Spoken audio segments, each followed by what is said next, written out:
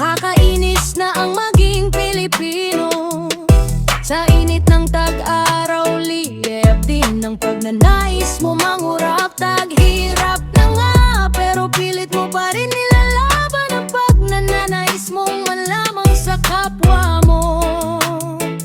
Pilipino, Pilipino, yeah, oh, oh. Nasusuka na akong maging Pilipino. Kaliwat kanan nais kang lokohin. Sa kaunting kita mo ay kukunin pa ng mga korup sa gobyerno. Wala na ba talaga kayong awa sa tao?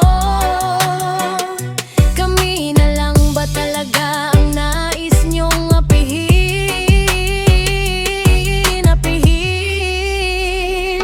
Ehemplo niyo ay nagagayayan na ng mga tao. Dumadami na silang katulad niyo diyong mga nakaupo. Nakaupo, kaliwat ka ng inggitan, gayahan ng negosyo.